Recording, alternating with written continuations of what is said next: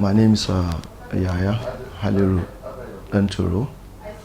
I'm Prince Yaya Haliru Danturo from the Borgu Kingdom in Niger State, where you have the famous Kainji Dam. We call it Kainji.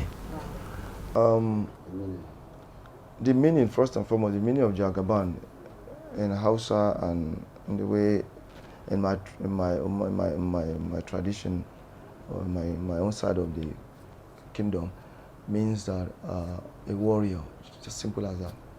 Is a warrior, a frontliner, someone that has to be there, the lead warrior. And when he's there, excuse me, when he's standing, every other body stand behind him. And when the weather is tough, he storms it and he gets there and do whatever is supposed to be done. And this thing came about when Asiwaju and my dad, later dad, may so rest in peace, they met when they were senators under the IBB regime then, around 1991-92. And that's how when they were senators, and both of them, my dad was in NLC, Asiwaju was in SDP. But because of, they have same ideas, that ideology of progressive then, right from that early age and early time, they came together and they had the same principle, very, very strong principle, especially they believe in the democratic aspect of the country. And they came together and they became friends. So eventually the friendship grew and became stronger. Along the line, something happened. When my uncle, who was my dad's elder brother that ruled for 30 years, the kingdom, the king, his late Royal Highness Alhaji Musa Muhammad Sani. So he died, and of course, all princes, as long as you're alive, is the royal right for you to contest. And my dad was one of them, one of the contestants. And eventually, he was picked. We have 5 people that actually are the kingmakers.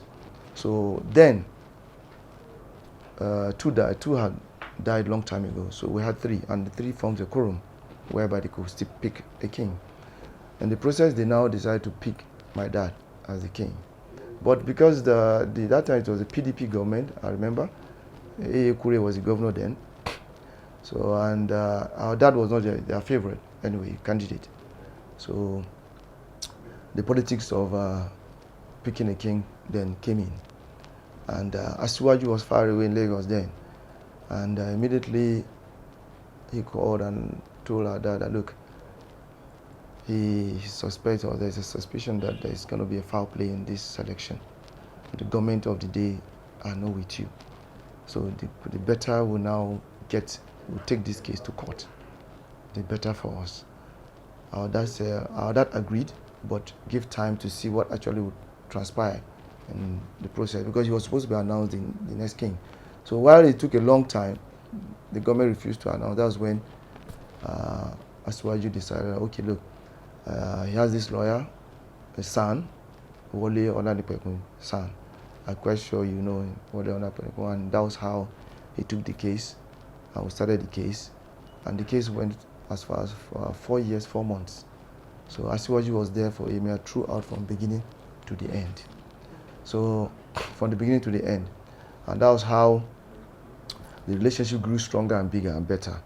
So after our dad won the case, I think I was there, the Supreme Court that day. Justice Mohammed Uwais was the late judge, and who was the Chief Judge of Federation then, and gave the judgment in support of our dad. And that was how our dad won the case. And if you go to the archives of Niger State today, you see Haliru Danturo versus Niger State government, and we defeated Niger State government as a whole. And that's how he became the king. And what happened afterwards was that now our late dad said, okay, look, I need to pay Asiwaju back for what he has done for me. And before then, our dad went for lesser Hajj, Umrah.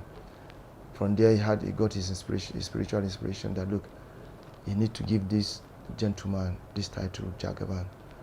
And when he got back, he said, look, I'm going to give you a title that will help you to grow politically, even I'm alive or dead. And I believe you'll be the king, you'll be the next president. One day, you'll be a president one day. So this Jagagban will help you tremendously. And that was on the 25th of February 2006. That was when he was turbaned. And that same fateful day, the former president, Muhammadu Buhari, was in attendance. Our dad was there. The vice president then, Atiku Abubakar, was in attendance. And Asiwaju was sitting in the middle of, in between Muhammadu Buhari and Atiku. And all of a sudden, our dad told us late in the night, that same day, that these two will be president of this country one day. But he doesn't know whether he's going to be alive then. But he prays it come to pass. And today is history. Prophecy.